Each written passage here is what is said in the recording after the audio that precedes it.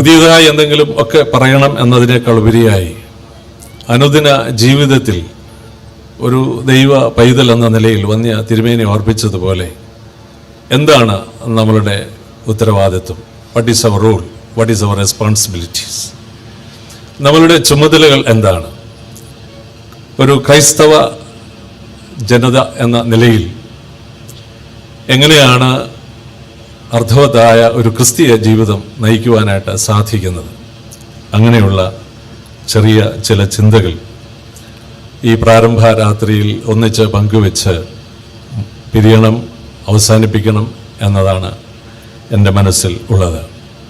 ദൈവം അതിന് നമ്മെ എല്ലാവരെയും സഹായിക്കട്ടെ എന്ന് ഞാൻ പ്രാർത്ഥിക്കുന്നതോടൊപ്പം നിങ്ങളുടെ പ്രാർത്ഥന ആ തരുണത്തിൽ ഉണ്ടാകണമേ എന്ന് സ്നേഹത്തോടെ ഓർപ്പിക്കുന്നു.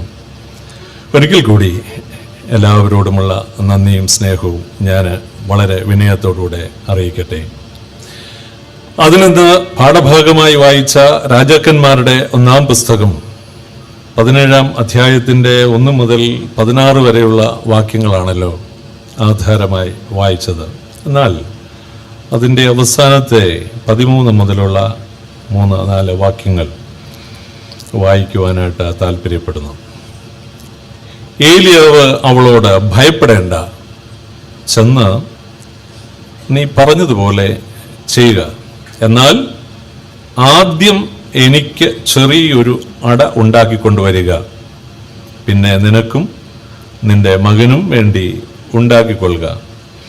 യഹോവ ഭൂമിയിൽ മഴ പെയ്യിക്കുന്ന നാൾ വരെ കലത്തിലെ മാവ് തീർന്നു പോകുകയില്ല, ഭരണിയിലെ എണ്ണ കുറഞ്ഞു പോകുകയുമില്ല എന്ന് ഇസ്രായേലിൻ്റെ ദൈവമായ യഹോവ അരുളി ചെയ്യുന്നു എന്ന് പറഞ്ഞു. അവൾ ചെന്ന് ഏലിയാവ് പറഞ്ഞതുപോലെ ചെയ്തു. അങ്ങനെ അവളും അവനും അവളുടെ വീട്ടുകാരും ഏറിയ നാൾ അഹോവൃത്തി കഴിച്ചു. യഹോവ ഏലിയാവ് മുഖാന്തരം അരുളി ചെയ്ത വചനപ്രകാരം കലത്തിലെ മാവ് തീർന്നു പോയില്ല, ഭരണിയിലെ എണ്ണ കുറഞ്ഞ് പോയതും ഇല്ല. പ്രാർത്ഥിക്കാം. ഉന്നതി വെടിഞ്ഞവനേ,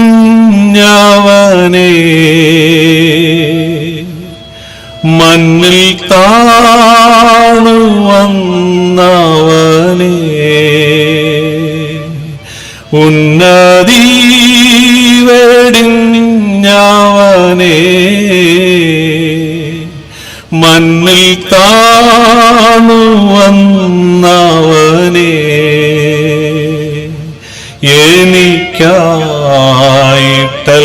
എനിക്കായിട്ടല്ലയോ ക്രൂശിങ്കൽ ജീവനെ തന്നത്,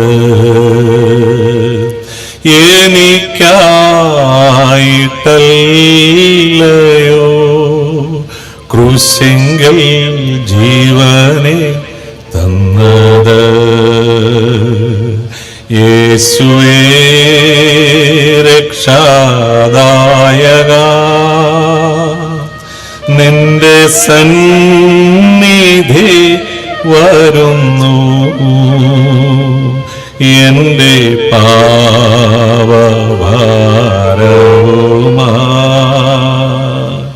വല്ലഭ രക്ഷയേ, എൻ്റെ പാപഭാരവുമായി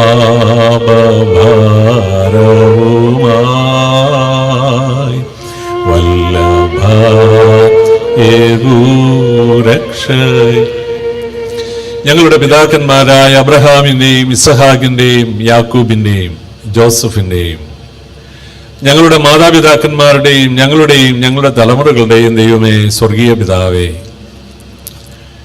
ഈ വചനകൂടാരത്തിൻ്റെ തണലിൽ കർത്താവെ 29ാമത് കോട്ടയം കൊച്ചി ഭദ്രാസന കൺവെൻഷൻ്റെ ആദ്യ ദിനമായി ഞങ്ങൾക്ക് അടുത്തു വരുവാൻ അവിടുന്ന് നൽകിയ വിളിക്കായി, നിയോഗത്തിനായി, പദവിക്കായി ഞങ്ങളങ്ങേ വാഴ്ത്തുന്നു. ദൈവമായ കർത്താവെ, കഴിഞ്ഞ നാളുകളിലൊക്കെ അതിശയകരമായി സഭയെയും ഭദ്രാസനത്തെയും നിലനിർത്തിയ ദൈവമേ, ശുശ്രൂഷയ്ക്ക് വേണ്ടി സജ്ജമാക്കിയ കർത്താവെ, ഈ നാളുകളിലും കർത്താവെ നിന്റെ ജനത്തോട് കരുണയുണ്ടായി അനുഗ്രഹകരമായി ഈ ദേശത്തെ നിലകൊള്ളുവാൻ സഹായിക്കുന്നതോർത്ത് സ്തോത്രം. ഈ ദിവസങ്ങളിൽ ചിട്ടപ്പെടുത്തുന്ന ഓരോ ദിവസത്തെയും വചന ധ്യാനം ഞങ്ങൾക്ക് അനുഗ്രഹമായി തീരണമേ എന്ന് ഞങ്ങൾ വിനയത്തിൻ്റെ ഭാഷയിൽ അങ്ങയോട് അപേക്ഷിക്കുകയാണ്. വളരെ കൊതിയോടെ, വളരെ പ്രാർത്ഥനയോടെ, വളരെ ഒരുക്കത്തോടെ വന്യ തിരുമേനിയുടെ നേതൃത്വത്തിൽ, വൈദികരുടെ നേതൃത്വത്തിൽ, സുവിശേഷകരുടെ നേതൃത്വത്തിൽ, പ്രിയ കർത്താവെ, വചനകൂടാരത്തിൻ്റെ തണലിലേക്ക് അടുത്തു വരുന്ന എല്ലാവർക്കു വേണ്ടിയും പ്രാർത്ഥിക്കുന്നു. കർത്താവെ, ഈ നാളുകളിൽ ഞങ്ങളെ കേൾപ്പിക്കേണ്ട വചനം എന്തെന്ന് അങ്ങയുടെ ആത്മാവിൽ ഞങ്ങളെ അറിയിക്കണമേ എന്ന് പ്രാർത്ഥിക്കുന്നു. പലവിധ അനുഭവങ്ങളിലൂടെയൊക്കെ കടന്നു പോകുന്നവരുണ്ട്. വചനത്തിൻ്റെ തണലിൽ ഇരിക്കുമ്പോൾ ഞങ്ങളുടെ ഉത്തരവാദിത്തങ്ങൾ, ഞങ്ങളുടെ കടപ്പാടുകൾ എന്തെന്ന് സ്വമനസ്സായി ഏറ്റെടുക്കുവാൻ ദൈവത്തിൻ്റെ പരിശുദ്ധാത്മാവെ ഞങ്ങൾക്ക് ആവശ്യമായ ബോധ്യപ്പെടലുകൾ നൽകണമെന്ന് ഞങ്ങൾ പ്രാർത്ഥിക്കുകയാണ്. കർത്താവെ, വന്യ തിരുമേനിക്കായി, കൺവെൻഷൻ കമ്മിറ്റി അംഗങ്ങൾക്കായി, എല്ലാ വൈദികർക്കായും സുവിശേഷകർക്കായും ദൈവജനത്തിനായും ഒരിക്കൽ കൂടി സ്തോത്രം. ആദ്യം മുതൽ അവസാനം വരെയും എല്ലാ വിധത്തിലും ഞങ്ങൾക്ക് അനുഗ്രഹമായി ഇത് ഭവിക്കണമെന്ന് ഞങ്ങൾ പ്രാർത്ഥിക്കുന്നു. വചനം സംസാരിപ്പാൻ അടിയനെ സഹായിച്ചുകൊണ്ടിരിക്കണമേ. യേശു കർത്താവിൻ്റെ നാമത്തിൽ അടിയാർ വിനയമായി ചോദിക്കുന്നു. കൃപയോടെ ഈ പ്രാർത്ഥനയും കേൾക്കണമേ. ആമേൻ. ഉൾക്കടലുകൾ സന്ധിക്കുന്ന സ്ഥലത്ത് ഒരു ലൈറ്റ് ഹൗസ്, അത് സന്ദർശിച്ച ഒരു വ്യക്തി അതിൻ്റെ സൂക്ഷിപ്പുകാരനോട് ചില ചോദ്യങ്ങൾ ചോദിക്കുന്നു. ഒന്നിലധികം ചോദ്യങ്ങളുണ്ട്. അദ്ദേഹം വളരെ സാവധാനതയിൽ ചോദിക്കുന്ന ചോദ്യം ഒന്നാമത്തേത് ഇങ്ങനെയാണ്: നിങ്ങൾക്ക് ഇവിടെ കഴിയുവാൻ ഭയമില്ലേ? രണ്ടാമത് ചോദിക്കുന്നു, കൊടുങ്കാറ്റും തിരമാലകളും നിങ്ങളിൽ ഭയം ഉളവാക്കാറില്ലേ? വീണ്ടും അദ്ദേഹം ചോദിക്കുന്നു, തിരമാലകൾ ഈ ലൈറ്റ് ഹൗസിൻ്റെ ഭിത്തികൾ തകർത്താൽ നിങ്ങൾ എന്ത് ചെയ്യും? നാലാമതൊരു ചോദ്യം കൂടെ ചോദിക്കുന്നുണ്ട്, ഇവിടെ തനിയെ താമസിച്ച് പ്രവർത്തിക്കുവാൻ നിങ്ങൾക്ക് എങ്ങനെയാണ് കഴിയുന്നത്? വളരെ പ്രധാനപ്പെട്ട 4 ചോദ്യങ്ങൾക്ക് വളരെ ശ്രദ്ധയോടുകൂടെ ആ മനുഷ്യൻ ഇങ്ങനെയാണ് പറയുന്നത്. അദ്ദേഹം പറയുന്നു, എൻ്റെ സുരക്ഷയെപ്പറ്റി ഞാൻ അധികമൊന്നും ഓർക്കാറില്ല. I don't think much about my safety. വീണ്ടും അദ്ദേഹം പറയുന്നു, കടലിൽ സഞ്ചരിക്കുന്ന കപ്പൽ യാത്രക്കാരുടെ സുരക്ഷ, അതാണ് എൻ്റെ ചിന്ത. വീണ്ടും അദ്ദേഹം പറയുകയാണ്, ഈ വിളക്ക് ഒരിക്കലും അണഞ്ഞു പോകുവാൻ ഞാൻ സമ്മതിക്കുകയില്ല. ഈ വിളക്കിൻ്റെ പ്രകാശം അകലെയുള്ള കപ്പൽക്കാർ കാണണം, അതെൻ്റെ സേവനമാണ്. വീണ്ടും അദ്ദേഹം പറയുകയാണ്, ഈ വിളക്ക് കെട്ടുപോയാൽ കപ്പൽക്കാർ അന്ധകാരത്തിലാകും, അതൊരിക്കലും സംഭവിക്കരുത്. കർത്താവിൽ പ്രിയപ്പെട്ടവരെ, ഇന്ന് വായിച്ച വേദഭാഗത്തേക്ക് ഈ പശ്ചാത്തലത്തിൽ നമ്മുടെ ശ്രദ്ധയെ തിരിച്ചാൽ, അന്ധകാര നാളുകളിൽ ദൈവം തൻ്റെ കരങ്ങളിൽ ഇണങ്ങിയ ആയുധമായി ഉപയോഗിച്ച ഏലിയാവിൻ്റെ ചരിത്രമാണ് രേഖപ്പെടുത്തിയിരിക്കുന്നത്. അന്ധകാര നാളുകളിൽ ദൈവം തൻ്റെ കരങ്ങളിൽ ഇണങ്ങിയ ആയുധമായി ഉപയോഗിച്ച ഒരു മനുഷ്യൻ ഏലിയാവ്. 3 ചിന്തകളാണ് അത്തരുണത്തിൽ ഈ വേദഭാഗത്തൂടെ ഇന്ന് ചിന്തിക്കുവാനായിട്ട് ഞാൻ ആഗ്രഹിക്കുന്നത്. ഒന്നാമത്തെ ചിന്ത, how to experience God's presence in the midst of troubles. പ്രതിസന്ധികളുടെ മധ്യത്തിൽ എങ്ങനെയാണ് ദൈവ സാന്നിധ്യം നമുക്ക് അനുഭവവേദ്യമാക്കാനായിട്ട് സാധിക്കുന്നത്. 2, how to resist the evil spirit. എങ്ങനെയാണ് തിന്മ ശക്തികളെ ചെറുത്തു തോൽപ്പിക്കുവാൻ സാധിക്കുന്നത്. 3, ഈ വേദഭാഗത്തിൻ്റെ അവസാനത്തേക്ക് വരുമ്പോൾ അത് പറഞ്ഞ് അവസാനിപ്പിക്കണം എന്നാണ് എൻ്റെ ആഗ്രഹം. How to be a witness by realising God's will. എങ്ങനെ കർത്താവിൻ്റെ ഒരു ഉത്തമ സാക്ഷിയായി നമുക്ക് നിലകൊള്ളുന്നതിനായിട്ട് സാധിക്കും. നമുക്കറിയാം, ഏലിയാവിൻ്റെ ചരിത്രം നാം പഠിച്ചാൽ, വേദപുസ്തക ബന്ധത്തിൽ നമ്മൾ കോർത്തിണക്കി പഠിച്ചാൽ, ഏലിയാവിൻ്റെ മടങ്ങിവരവിനെ കുറിച്ചുള്ള വലിയ പ്രതീക്ഷ യഹൂദ ജനതയുടെ ഇടയിൽ എപ്പോഴും സജീവമാണ്, വളരെ ശക്തമാണ്. വായിച്ച് കേട്ടിട്ടുണ്ട്, മനസ്സിലാക്കാൻ ശ്രമിച്ചിട്ടുണ്ട്. യഹൂദൻ്റെ പെസഹ ഒരുക്കത്തിൽ ഏലിയാവിന് ഒരു ഒഴിഞ്ഞ ഇരിപ്പിടം എപ്പോഴും ഉണ്ട് എന്ന് കണ്ടിട്ടില്ലെങ്കിലും വായനയിൽ എൻ്റെ ഓർമ്മയിൽ അങ്ങനെ എത്തുന്നു. 2800 വർഷങ്ങൾക്ക് ശേഷവും ആ വ്യക്തിത്വത്തിൻ്റെ സ്വാധീനം നിലകൊള്ളുന്നത് ഇന്നും വളരെ ശക്തമാണ്. ഈ ഏലിയാവിൻ്റെയും ഏലീശായുടെയും ഒക്കെ ജീവിതാനുഭവങ്ങൾ പലപ്പോഴും ഈ ശുശ്രൂഷയിൽ എന്നെ വളരെയധികം സ്വാധീനിച്ചിട്ടുണ്ട്. ഇവിടെയുള്ള വൈദികരെയും സുവിശേഷകരെയും ദൈവജനത്തെയൊക്കെ അത്തരുണത്തിൽ ശക്തീകരിച്ചിട്ടുണ്ട് എന്നുള്ളതാണ്. കാരണം നിയോഗ വഴികളിൽ ബലഹീനരായിത്തീരുന്ന സാഹചര്യങ്ങളിൽ ഏലിയാവിൻ്റെ ഈ ജീവിതാനുഭവങ്ങൾ നമുക്കേറെ പ്രചോദനം നൽകുന്നതാണ്. നമുക്ക് വേദഭാഗത്തേക്ക് മടങ്ങി വന്ന് അതിൻ്റെ ആദ്യ ഭാഗം ശ്രദ്ധിച്ചാൽ ഇങ്ങനെ എഴുതിയിരിക്കുന്നു: ഏലിയാവിനെ അവതരിപ്പിക്കുന്നത് ഒറ്റ വാക്കിലാണ്. എന്നാൽ ഗിലെയാദിലെ തിസ്ബയിൽ നിന്നുള്ള തിസ്ബ്യനായ ഏലിയാവ്. ഗിലെയാദിലെ തിസ്ബയിൽ നിന്നുള്ള തിസ്ബ്യനായ ഏലിയാവ്.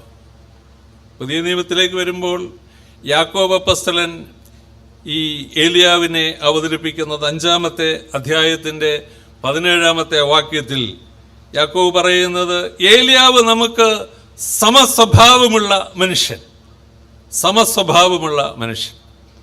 ഞാനിങ്ങനെ ഓരോരുത്തരുടെയും അഭിപ്രായങ്ങൾ, ചിന്തകൾ ഒക്കെ പലയിടങ്ങളിൽ പരതുവാൻ ശ്രമിച്ചപ്പോൾ ഒരു ഗ്രന്ഥകാരൻ എഴുതിയിരിക്കുന്നത് ഇങ്ങനെയാണ്: ഏലിയാവ് നമുക്ക് സമസ്വഭാവമുള്ള മനുഷ്യൻ, സാധാരണക്കാരൻ എന്നാണ് അദ്ദേഹം രേഖപ്പെടുത്തിയിരിക്കുന്നത്. സാധാരണക്കാരൻ. വേറൊരാൾ എഴുതിയിരിക്കുന്നത് ആർക്കും പിന്തുടരാവുന്ന മാതൃകയുള്ളവൻ എന്നാണ്. ആർക്കും പിന്തുടരാം, അസാധ്യമെന്ന് പറയാൻ സാധിക്കത്തില്ല. ആ ചരിത്രം വായിച്ചാൽ, നമ്മൾ അത് വായിച്ചു തുടങ്ങിയാൽ എഴുന്നേൽക്കില്ല. അതുപോലെയാണ് ജീവിതത്തിൻ്റെ അനുഭവങ്ങൾ. കർത്താവിന് വേണ്ടി വന്യ തിരുമേനി പറഞ്ഞതുപോലെ നിരത്തി വയ്ക്കുകയാണ്. ജീവിതത്തിൻ്റെ ഓരോ അനുഭവങ്ങളുടെ മധ്യത്തിലും വിട്ടുവീഴ്ചയില്ലാതെ നിരത്തി വയ്ക്കുകയാണ്. ഈ വചനകൂടാരത്തിൻ്റെ തണലിൽ നിന്ന് 3-4 ദിവസം കഴിഞ്ഞ് നമ്മൾ മടങ്ങിപ്പോകുമ്പോൾ പ്രോഗ്രാമിൻ്റെ ലിസ്റ്റിൽ 2029 കൺവെൻഷൻ നടന്നു എന്നതിനേക്കാൾ ഉപരി, കർത്താവെ, ഈ വചന കേൾവിയിലൂടെ എനിക്കെന്തെങ്കിലും ഈ സഭയോട് ചേർന്ന് ഞാൻ ഏർപ്പെട്ടിരിക്കുന്ന ചുമതലകളിൽ, എന്നെ ഏൽപ്പിച്ചിരിക്കുന്ന ഉത്തരവാദിത്തങ്ങളിൽ ഈ സമൂഹത്തിൽ ചെയ്യുവാനായിട്ടുണ്ടോ എന്ന ബോധ്യവും തീർച്ചപ്പെടുത്തലുകളും ഉണ്ടെങ്കിൽ മാത്രമേ ഈ വർഷത്തെ കൺവെൻഷനും അനുഗ്രഹമായി തീരുകയുള്ളൂ, അതിൻ്റെ പൂർണ്ണതയിലെത്തുകയുള്ളൂ എന്നാണ് എൻ്റെ വിചാരം. ആർക്കും പിന്തുടരാവുന്ന മാതൃകയുള്ള മനുഷ്യൻ. പുതിയ നിയമത്തിലേക്ക് വരുമ്പോൾ 20 പ്രാവശ്യത്തിൽ കുറയാതെ ഏലിയാവിൻ്റെ ജീവിതാനുഭവങ്ങളെ പല പശ്ചാത്തലങ്ങളിൽ രേഖപ്പെടുത്തിയിരിക്കുന്നതിനെ വായിക്കുവാനായിട്ട് നമുക്ക് സാധിക്കും. എന്നാണ്, ഏത് കാലഘട്ടത്തിലാണ് ഈ ഏലിയാവിൻ്റെ ജീവിതത്തിൻ്റെ ചരിത്രം? BC 869, 849, 9-ാം നൂറ്റാണ്ടിൽ. എന്താണ് ആ കാലഘട്ടത്തിൻ്റെ പ്രത്യേകത എന്ന് ചോദിച്ചു കഴിഞ്ഞാൽ, 2 പേരെ പരിചയപ്പെടുത്താം ആ കാലഘട്ടത്തിൽ. ആഹാബ്, അഗസ്ത്യാവ്. എന്താണ് ആ കാലഘട്ടത്തിൻ്റെ പ്രത്യേകത? സമയക്കുറവ് മൂലം ഒരാളിനെ എടുക്കട്ടെ. ആഹാബിൻ്റെ കാലഘട്ടം. ആരാണ് ആഹാബ്? ആഹാബ് ഒറ്റവാക്കിൽ പറഞ്ഞാൽ അധികാരത്തിൽ ശക്തനാണ്, ധനത്തിൽ ശക്തനാണ്, ഭരണത്തിൽ ശക്തനാണ്. ആഹാബ് അധികാരത്തിൽ ശക്തനാണെങ്കിലും, ഭരണത്തിൽ ശക്തനാണെങ്കിലും, ധനത്തിൽ ശക്തനാണെങ്കിലും അധാർമികത കൊടികുത്തി വാണിരുന്ന ഒരു കാലം. പരമദുഷ്ടതയുടെ പ്രതീകമായ ആഹാബിന്റെ കാലത്ത് ബാൽ ആരാധനയുടെ ശക്തി ഒട്ടും ചെറുതല്ല, വളരെ ശക്തമാണ്. അതിനെ ശക്തിപ്പെടുത്തുവാനുള്ള എല്ലാ ചിന്തകളും കുടുംബമായി അദ്ദേഹം ഒരുക്കിക്കൊണ്ടിരിക്കുന്ന ഒരു കാലം. വേറൊരു വിധത്തിൽ പറഞ്ഞാൽ, ആളുകൾ സൗകര്യപൂർവ്വം സത്യദൈവത്തെ മറക്കുകയോ തങ്ങളുടെ വിശ്വാസത്തെക്കുറിച്ച് മൗനം പാലിക്കുകയോ ചെയ്തിരുന്ന കാലം, അങ്ങനെ ഒരു കാലം ഈ പന്തലിൻ്റെ കീഴിലിരിക്കുമ്പോൾ ഞാൻ പറഞ്ഞല്ലോ, ഓരോ വചന കേൾവിയും വന്യ തിരുമേനി പറഞ്ഞ വാക്കുകളോടെ ചേർത്ത് പറഞ്ഞാൽ, what is my role my Lord, what is my responsibility my Lord, tell me Lord, what can I do for you, എന്നോട് സംസാരിക്കുക, അത് ചെയ്യുവാൻ എന്നെ ധൈര്യപ്പെടുത്തുക. അതുകൊണ്ട് സാധാരണക്കാരനായിരിക്കുന്ന ഏലിയാവിൻ്റെ ജീവിതാനുഭവം ഒരു ചരിത്ര സംഭവമായി അവശേഷിക്കുവാനായിട്ടുള്ളതേ അല്ല. ഏലീശായുടെ ജീവിതം ഒരു ചരിത്ര സംഭവമായിട്ട് അവശേഷിക്കുവാനായിട്ടുള്ളതേ അല്ല. പ്രവാചകന്മാരുടെ ജീവിതം ഒന്നും തന്നെ, അപ്പസ്തലന്മാരുടെ ജീവിതം ഒന്നും തന്നെ, കർത്താവിൻ്റെ വഴികളിൽ ജീവിച്ചിട്ടുള്ള ആരുടെയും ജീവിതം വേദപുസ്തക അടിസ്ഥാനത്തിലാണെങ്കിലും അന്നും ഇന്നും ജീവിച്ചുകൊണ്ടിരിക്കുന്ന, അത്രമാത്രം ദൈവത്തോട് ചേർന്ന് ജീവിക്കുന്ന സകല മനുഷ്യരുടെയും കാലുകൾ അല്ലെങ്കിൽ അവരുടെ പിന്തുടർച്ചക്കാരായി തീരുവാൻ ദൈവം നമ്മളെ ഓരോ വചന കേൾവിയിലൂടെയും ക്ഷണിക്കുകയാണ്. അതുകൊണ്ടൊരു വലിയ ഭാരം നമുക്കുണ്ടാകണം. അതുകൊണ്ട് വലിയൊരു ഉത്തരവാദിത്വ ബോധം നമുക്കുണ്ടാകണം. ഓരോ വചനവും എന്നോട് എന്ത് സംസാരിക്കുന്നു എന്ന് കണ്ണും കാതും തുറന്ന് കേൾക്കുവാൻ കഴിയുമ്പോൾ മാത്രമേ ഈ ആയുസ്സ് പര്യവസാനിക്കുന്നതിന് മുൻപ് നമ്മളെക്കുറിച്ചുള്ള ദൈവ ഉദ്ദേശ്യം പൂർണ്ണമാകുകയുള്ളൂ എന്ന് ഞാൻ പ്രാരംഭമായി ഓർക്കട്ടെ. അങ്ങനെ ജനങ്ങൾ സൗകര്യപൂർവ്വം സത്യദൈവത്തെ മറക്കുകയോ മൗനം പാലിക്കുകയോ ഒക്കെ ചെയ്തിരുന്ന കാലം, ബാലാരാധനയുടെ ശക്തി വർദ്ധിപ്പിച്ചിരുന്ന കാലത്താണ് ദൈവം ഏലിയാവിനെ എഴുന്നേൽപ്പിക്കുന്നത്. ഈ കാലഘട്ടത്തിൽ അങ്ങനെ സജീവമായി സേവനം ചെയ്ത എത്രയോ മനുഷ്യർ മേൽപ്പെട്ടക്കാരായി, വൈദികരായി, സുവിശേഷകരായി, ദൈവജനമായി വിട്ടുവീഴ്ചയില്ലാതെ എല്ലാവിധത്തിലും മുഖം നോക്കാതെ ശക്തമായി തിന്മയ്ക്കെതിരായി പോരാടുന്ന എത്രയോ ആളുകളുണ്ട്. അതുകൊണ്ടല്ലേ ഈ ലോകം ഇന്നും നിലനിൽക്കുന്നത്. ഒരർത്ഥത്തിൽ ഞാൻ ഏലിയാവിനെ കുറിച്ച് വായിച്ചു വന്നപ്പോൾ ഇങ്ങനെ ഒരു ചിന്ത എൻ്റെ മനസ്സിൽ ലഭിച്ചു. ലോകത്തിലെ കപട വിശ്വാസ വ്യവസ്ഥിതികളുടെ അടിത്തറ ഇളക്കുക എന്നതാണ് ഏലിയാവിനെ കുറിച്ചുള്ള ദൈവ ഉദ്ദേശം. കപട വിശ്വാസത്തിൻ്റെ അടിത്തറ ഇളക്കുക. നമ്മളൊക്കെ പള്ളിയിൽ ആരാധിക്കുന്നവരാണ്, കൂട്ടായ്മകളിൽ പങ്കെടുക്കുന്നവരാണ്. ഈ പന്തൽ നിറയെ ആളുകൾ എന്നിരിക്കുമ്പോൾ എന്തൊരു സന്തോഷം. അത് തിരുമേനി അഭിനന്ദനം പ്രത്യേകിച്ച് പറഞ്ഞല്ലോ. നമ്മുടെ സെക്രട്ടറി അച്ഛൻ പറഞ്ഞു, ആദ്യോടന്തം ഇതുണ്ടായിരിക്കണം. ഈ ഒരു താല്പര്യം ഈ വചന കേൾവിയിൽ അല്ലെങ്കിൽ 4 ദിവസത്തേത് അവസാനിക്കുകയല്ല പ്രിയപ്പെട്ടവരെ. ദൈവത്തോടൊത്ത് ഞാൻ ചെയ്യേണ്ട കാര്യങ്ങളെക്കുറിച്ച് കേൾക്കുന്ന അല്ലെങ്കിൽ നിരത്തുന്ന അനുഭവങ്ങളുടെ വെളിച്ചത്തിൽ ഈ ആയുസ്സിൽ ചെയ്തു തീർക്കുക എന്നുള്ളതാണ്. ഇവിടെ 17-ാമത്തെ അധ്യായത്തിൻ്റെ 1-ാമത്തെ വാക്യത്തിൽ ഇങ്ങനെ പറയുന്നു. ആരോടാ പറയുന്നത്? ആഹാബിലോടാണ് പറയുന്നത്. ബാലാരാധനയ്ക്ക് പിൻബലമായി നിന്ന് ജനത്തെ സത്യദൈവത്തിൽ നിന്ന് അകറ്റുന്ന കപട വിശ്വാസത്തിന്റെ തലങ്ങൾക്ക് ബലമേകുന്ന ഒരു രാജ്യത്തിന്റെ ഭരണാധികാരിയോടാണ് പറയുന്നത്. എന്ത് പറയുന്നു? ഞാൻ സേവിച്ചു നിൽക്കുന്ന യഹോവയാണ്, ഞാൻ പറഞ്ഞിട്ടല്ലാതെ ഈ ആണ്ടിൽ മഴയും മഞ്ഞും ഉണ്ടാകുകയില്ല. 2 വാക്കുകൾ വളരെ പ്രധാനപ്പെട്ടതായി എനിക്ക് തോന്നി. ഞാൻ സേവിച്ചു നിൽക്കുന്ന, ഞാൻ പറഞ്ഞിട്ടല്ലാതെ. ആർക്ക് പറയാൻ കഴിയും? ശക്തനായ ഒരു ഭരണാധികാരിയുടെ മുൻപിലേക്ക് നോക്കി ആർക്ക് പറയാൻ കഴിയും? ഇതിനൊരു നല്ല ബന്ധം നമുക്ക് ആവശ്യമാണ്. ആവർത്തന പുസ്തകമൊക്കെ നമ്മൾ വായിക്കുമ്പോൾ അതിൻ്റെ പ്രാരംഭ അധ്യായങ്ങളിൽ പറയുന്നു, നിങ്ങൾ മനുഷ്യരെ ഭയപ്പെടരുത്, ദൈവത്തെ ഭയപ്പെടുക. ഏലിയാവിനെ സംബന്ധിച്ചിടത്തോളം ഭയം എങ്ങനെ പോയി? ദൈവത്തോടുള്ള ഒരു സജീവമായ ബന്ധം, വചനത്തോടുള്ള തൻ്റെ ശക്തമായ ബന്ധം, ദൈവത്തോടുള്ള തൻ്റെ ഉറച്ച തീരുമാനം, വിശ്വാസത്തിൽ അധിഷ്ഠിതമായ ആ ബലം ശക്തിപ്പെടുത്തിക്കൊണ്ടാണ് ഏലിയാവ് ഈ വിധത്തിലുള്ള വാക്കുകൾ പറയുന്നത്. He was a man with strong message. ശക്തമായ ചില അരുളപ്പാടുകൾ കർത്താവിന് വേണ്ടി ആ മനുഷ്യന് പറയാനായിട്ടുണ്ട്. ഈ കൺവെൻഷൻ അവസാനിക്കുമ്പോൾ പ്രിയപ്പെട്ടവരെ, നമുക്കും പറയാൻ കഴിയണം, എനിക്കും ഈ ആയുസ്സ പൂർത്തീകരിക്കുന്നതിന് മുൻപ് ചിലത് ചെയ്തു തീർക്കാനായിട്ടുണ്ട്.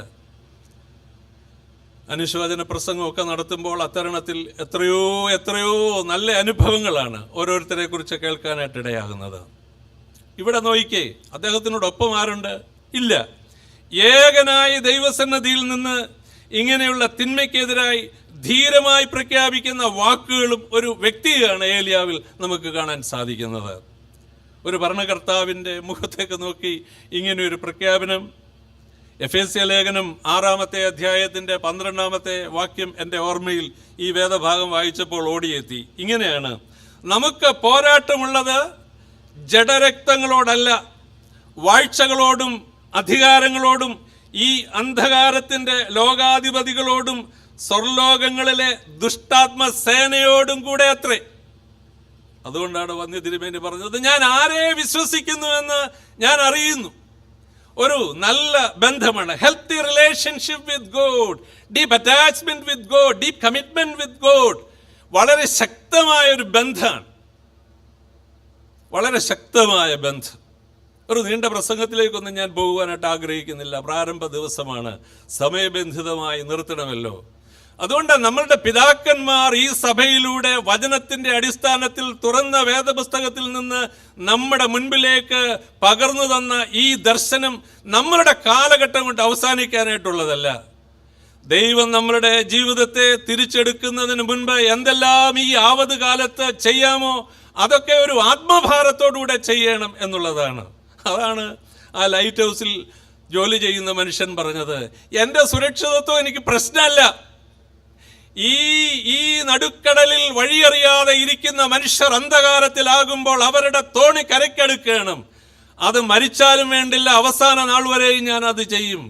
അങ്ങനെയാണ് ഏകനായി നിന്നുകൊണ്ട് വളരെ ശക്തമായി ഏലിയാവ് തിന്മയ്ക്കെതിരായിട്ട് ഇതാ പോരാടുവാനായിട്ട് ശ്രമിക്കുകയാണ്. ഞാൻ പറഞ്ഞിട്ടല്ലാതെ ഞാൻ സേവിച്ചു നിൽക്കുന്ന ഈ 2 വാക്കുകൾ എന്നെ വളരെയധികം സ്വാധീനിച്ചു. എന്ന് പറഞ്ഞാൽ, ഞാൻ പറയുന്നത് പോലെ എല്ലാം എൻ്റെ ചിട്ടയ്ക്കനുസരിച്ച് ചെയ്യുന്ന ഒരു ദൈവത്തെ അല്ല. ക്ഷമിക്കണം ഞാൻ ഇനി ആ വാക്ക് ഉപയോഗിക്കുന്നതിൽ. എൻ്റെ കീസയിൽ ദൈവം ഒതുങ്ങിക്കിടക്കുന്നു, അല്ലെങ്കിൽ ദൈവം എൻ്റെ കീസയിൽ കിടക്കുന്ന ഒരാളായിട്ടല്ല. ഞാൻ ദൈവത്തിൻ്റെ മുൻപാകെ എന്നെ ഏൽപ്പിച്ചിരിക്കുന്ന ദൗത്യം അവിടുന്ന് തന്ന വിട്ട ദൈവ ഉദ്ദേശത്തിനനുസരിച്ച് തീരും കാലം വരെയും ഭംഗിയായി ചെയ്യുക. അങ്ങനെ തന്നെ വേണം. അതായിരുന്നു നമ്മുടെ പിതാക്കന്മാർ കൈമാറിയ ദൈവദർശനം. അവരുടെ ഇല്ലായ്മയിൽ നിന്ന് കണ്ണുനീരിൽ ചാലിച്ച പ്രാർത്ഥനകൾ, അവർക്ക് നൽകിയ സാധ്യതകളൊക്കെ അവർ ഈ സഭയ്ക്ക് വേണ്ടി, അതിനേക്കാൾ ഉപരി ദൈവം തമ്പുരാന് വേണ്ടി ഒട്ടും നോക്കാതെ, അങ്ങോട്ടും ഇങ്ങോട്ടും നോക്കാതെ വാരി വിതറിയവരാണ്. അവരുടെ കണ്ണുനീരാണ് പ്രിയപ്പെട്ടവരെ നമ്മളിന്ന് അനുഭവിക്കുന്ന നന്മകൾ. അവരുടെ പ്രാർത്ഥനയും അവരുടെ ദൈവാശ്രയവുമാണ് നമ്മൾ എന്തെങ്കിലും ഈ കാലഘട്ടത്തിൽ ഈ സമൂഹത്തിൽ നിലകൊള്ളുന്നുവെങ്കിൽ, അനുഭവിക്കുന്നുവെങ്കിൽ എന്നതിന് യാതൊരു സംശയം എനിക്കില്ല. അതുകൊണ്ട് ഞാൻ സേവിച്ചു നിൽക്കുന്ന, ഞാൻ പറഞ്ഞിട്ടല്ലാതെ, ഈ ഞാൻ ആരാണെന്നുള്ള ചോദ്യം ഞാൻ ആരുടേതാണെന്നതുമായി ബന്ധിപ്പിച്ച് മാത്രമേ നമുക്ക് ചിന്തിക്കാൻ പറ്റാവൂ. ഞാൻ ആരാണ് എന്നുള്ള ചോദ്യം നമുക്ക് പറയാം, ലോകപ്രകാരം ഞാൻ ഇന്നതാണ്, ഇന്ന പദവിയാണ്, ഇന്ന കാര്യങ്ങളുടെ ഉടമസ്ഥനാണ്. നോ, അതൊരു പക്ഷേ ലോകപ്രകാരം ശരിയായിരിക്കാം. എന്നാൽ ഞാൻ ആരാണ്, ഞാൻ ആരായിരിക്കുന്നു എന്ന ചോദ്യം ഞാൻ ആരുടേതാണെന്നതുമായി ബന്ധിപ്പിച്ച് ചിന്തിക്കേണ്ടതാണ്. ഇനി കഴിഞ്ഞ ദിവസം ഇങ്ങനെ ഓരോ വേദഭാഗങ്ങളും കാര്യങ്ങളുമൊക്കെ ചിന്തിച്ചപ്പോൾ സാധു സുന്ദർ സിംഗിനെ കുറിച്ച് രേഖപ്പെടുത്തിയ ഒരു പുസ്തകത്തിൻ്റെ ഒരു ഭാഗത്തേക്ക് എൻ്റെ ശ്രദ്ധ വന്നു. ഈ വേദഭാഗത്ത് അത് ഉചിതമെന്ന് എനിക്ക് തോന്നി. അദ്ദേഹം ഒരു മറ്റ് ചിന്തയിൽ നിന്ന്, ആശയത്തിൽ നിന്ന്, വിശ്വാസത്തിൽ നിന്ന് കർത്താവിൻ്റെ വഴികളിലേക്ക് ഇറങ്ങി തിരിച്ച ഒരു മനുഷ്യനാണ്. നമുക്കറിയാം, ഏറെ പങ്കാളികൾക്കും സാധു സുന്ദർ സിംഗിൻ്റെ ജീവിത ചരിത്രമൊക്കെ അറിയാം. അതിലേക്ക് ഞാൻ പോകുന്നില്ല വിശാലമായി. എന്നാൽ സത്യസുവിശേഷം അടിവരയിട്ട് ആധികാരികമായി പറഞ്ഞതിൻ്റെ കാരണത്തിൽ ആ സത്യവിശ്വാസത്തിൽ നിന്ന് മാറി നിൽക്കുന്ന ആളുകൾ അദ്ദേഹത്തെ ബന്ധിതനാക്കി ദുർഗന്ധം വമിക്കുന്ന ഒരു തടവറയിൽ ദീർഘദിവസങ്ങൾ ഇട്ടുന്ന. അത് മാത്രമല്ല, അദ്ദേഹത്തിന് കിടക്കുവാൻ എന്നതിനേക്കാൾ ഉപരി അദ്ദേഹത്തെ ബന്ധിപ്പിച്ചത് ഒരു പലകയിൽ ആണികൾ പാകിയ ഒരു ക്രമീകരണത്തിലാണ്. ആണികൾ പാകി ദുർഗന്ധം വമിക്കുന്ന ഒരു തടവറയിൽ ഒരു മനുഷ്യനെ കിടത്തിയാൽ എങ്ങനെയിരിക്കും? അദ്ദേഹം സാവധാനതയിൽ ഇതെല്ലാം അനുഭവിച്ചു കിടക്കുകയാണ്. മരിക്കേണ്ടെന്ന് വന്നാലും തയ്യാറാണ് അദ്ദേഹം. കറതീർന്ന വിശ്വാസം. അതുകൊണ്ടാണ് ഞാൻ പറഞ്ഞത്, വേദപുസ്തക ചരിത്രത്തിൽ മാത്രം ഒതുങ്ങി നിൽക്കുന്ന മനുഷ്യരുടെയോ പ്രവാചകന്മാരുടെയോ അഭിഷക്തന്മാരുടെ അനുഭവങ്ങൾ മാത്രമല്ല. കാലത്തിൻ്റെ ചക്രം കറങ്ങിയപ്പോൾ അനേക ആളുകൾ കർത്താവിന് വേണ്ടി അന്നും ഇന്നും മരിക്കാനായിട്ടുണ്ട്. പ്രിയപ്പെട്ടവരെ, ജീവിതത്തിന് സ്വസ്ഥതയില്ലാതെ ആ കാരാഗ്രഹം കാണാൻ പുറത്തു നിന്ന് ഒരു മനുഷ്യൻ വന്നപ്പോൾ, ഇവിടെ തടവറയിലൊക്കെ കിടക്കുന്ന ആളുകളുടെ വേദനയും ദുഃഖവും ഒക്കെ കണ്ടാൽ എൻ്റെ ഇതിനെ കുറച്ച് ലഘൂകരിക്കാമെന്നുള്ള ചിന്തയോടുകൂടെയാണ് ആ വിസിറ്റർ വന്നത്. അപ്പോൾ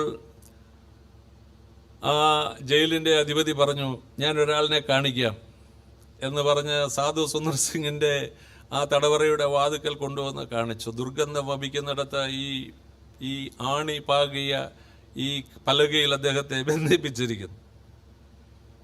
അവിടെ കിടന്നുകൊണ്ട് അദ്ദേഹം ഗാനങ്ങളൊക്കെ പാടുകയാണ്. ഈ മനുഷ്യൻ ആ ജയിൽ അധിപതിയോട് പറഞ്ഞു, ഈ പ്രതിസന്ധിയിലും ഈ വിധത്തിൽ സത്യവിശ്വാസത്തെ ത്യജിച്ചു കളയാതെ, അല്ലെങ്കിൽ താൻ എന്തിനെയാണോ ഉൾക്കൊണ്ടിരിക്കുന്നത്, തനിക്ക് ബോധ്യപ്പെട്ടിരിക്കുന്നത്, അതിൽ നിലകൊള്ളുവാൻ കഴിയുന്നുവെങ്കിൽ അദ്ദേഹം ഇവിടെ കിടക്കേണ്ടവനല്ല. ഞാൻ അനുഭവിക്കുന്നത് പോലെയുള്ള വ്യഥ എത്രയോ ആളുകൾ അനുഭവിക്കുന്നുണ്ട് ഈ ചുറ്റുവട്ടങ്ങളിൽ. അതുകൊണ്ട് അദ്ദേഹത്തെ മോചിതനാക്കണം. ഭരണകർത്താക്കളോട് പറഞ്ഞ് ജയിലധികൃതരുടെ ക്രമീകരണത്തോടുകൂടെ അങ്ങനെ ഈ മനുഷ്യനെ മോചിതനാക്കുന്നതായിട്ടാണ് ആ സംഭവം പറഞ്ഞ് അവസാനിക്കുന്നത്. എത്ര നാൾ നമ്മളെ ഇങ്ങനെ അന്ധകാരത്തിലാക്കാൻ പറ്റും? എത്ര നമുക്ക് നമ്മളുടെ വായടച്ച് മൗനമായിരിക്കാനായിട്ട് സാധിക്കും? നമ്മളുടെ സുഖത്തിന് വേണ്ടിയും നമ്മളുടെ സമാധാനത്തിന് വേണ്ടിയും നമ്മളുടെ സൗകര്യത്തിന് വേണ്ടിയൊക്കെ ഈ ഭൗതിക അനുഗ്രഹങ്ങളിലൊക്കെ നമുക്ക് ഒതുങ്ങിക്കൂടാൻ പ്രിയപ്പെട്ടവരെ. അതിനപ്പുറമായി ഏലിയാവിനെ പോലെ ജീവിച്ച ഒരുപാട് ആളുകളുടെ ജീവിതാനുഭവങ്ങൾ നമ്മളെ വെല്ലുവിളിക്കുകയാണ്.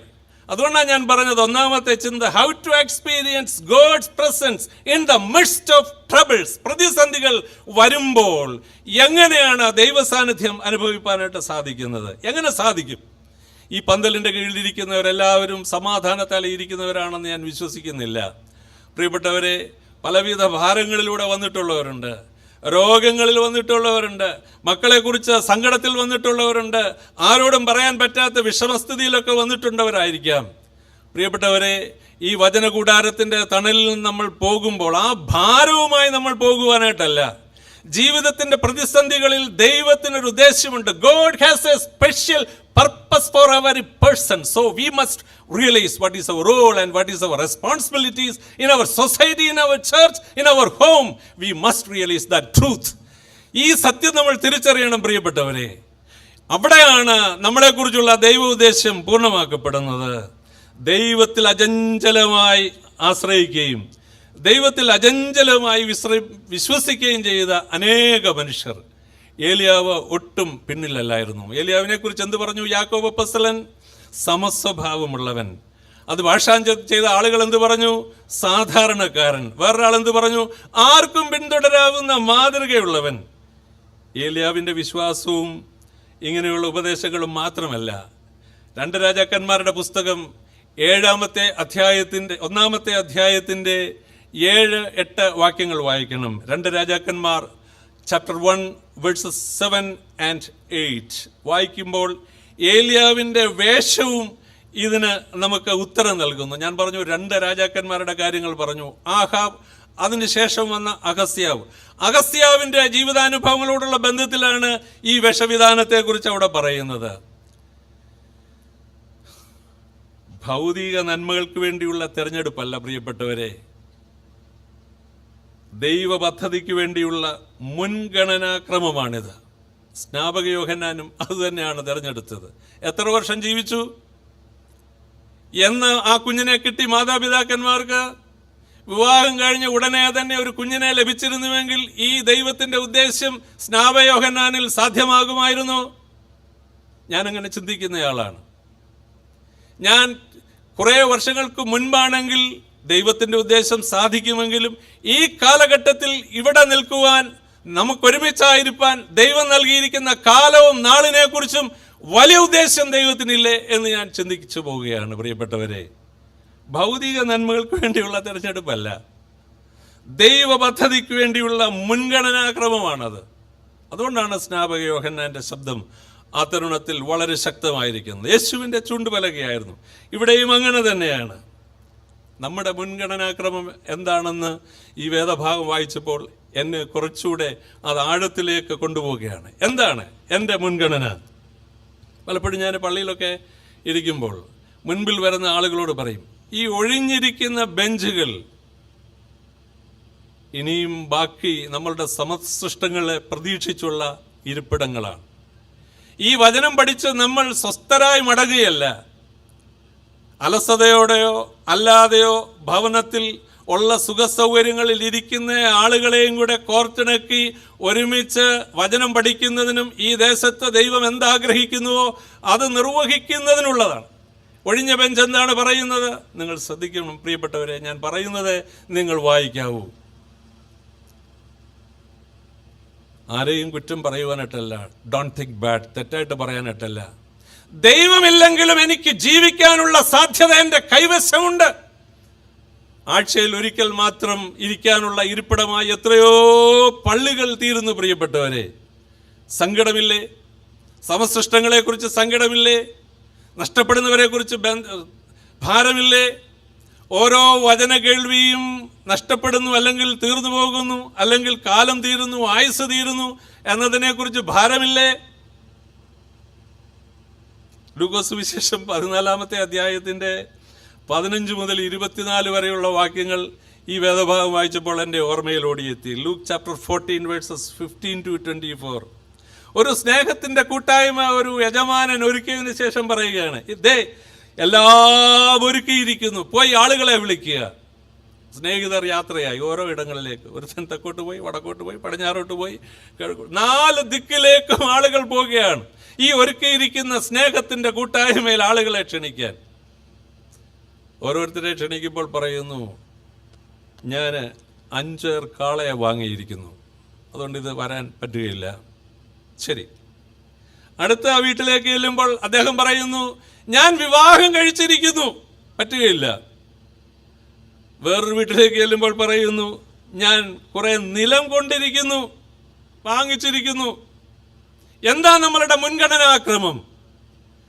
ദൈവത്തോടും വചനത്തോടുമുള്ള ബന്ധം എവിടെ ഉലയുന്നു, കൂട്ടായ്മ ബന്ധം എവിടെ തകരുന്നു, നമുക്ക് ഏലിയാവിനോട് ചേർന്ന് പോകുവാൻ പറ്റുകയില്ല, സ്നാപക യോഹന്നാനോട് ചേർന്ന് പോകാൻ പറ്റുകയില്ല, പൗലോസ് അപ്പോസ്തലനോട് ചേർന്ന് പോകാൻ പറ്റുകയില്ല. കാലത്തിന്റെ വെല്ലുവിളികളെ അതിജീവിക്കുവാൻ ദൈവകൃപയിൽ ആശ്രയിച്ച് ഇന്നും സുവിശേഷവുമായി എവിടേക്ക് പോകുവാനും ആഗ്രഹിക്കുന്നവരോട് ചേർന്ന് പോകുവാൻ നമുക്ക് പറ്റില്ല. ആർക്ക് പറ്റും? വചനവും ദൈവവും തമ്മിലുള്ള ബന്ധം മതിയായതാണ്, അത് വേണ്ടുവോളം നിറയണം എന്നുള്ള ചിന്ത. ഈ കാലഘട്ടത്തിൽ നമ്മെക്കുറിച്ചും എൻ്റെ പ്രിയപ്പെട്ടവരെ ഏലിയാവിനെ പോലെ വലിയ ഉദ്ദേശമുണ്ടെന്ന് ദൈവത്തിൻ്റെ ആത്മാവ് നമ്മളെ ഓർമ്മിപ്പിക്കുന്നു. സത്യദൈവത്തിന് വിരുദ്ധമായ വിശ്വാസങ്ങളിൽ നിന്നും വഴികളിൽ നിന്നും നമ്മെയും ലോകത്തെയും നേടുക എന്നുള്ളത് വളരെ പ്രധാനപ്പെട്ട ഒരു ആശയമാണ്. സത്യദൈവത്തിന് വിരുദ്ധമായ വിശ്വാസങ്ങളിൽ നിന്നും വഴികളിൽ നിന്നും നമ്മെ നേടണം, നമ്മെ യഥാസ്ഥാനപ്പെടുത്തണം, ലോകത്തെ നേടണം എന്നുള്ളത് വളരെ പ്രധാനപ്പെട്ട കാര്യമാണ്.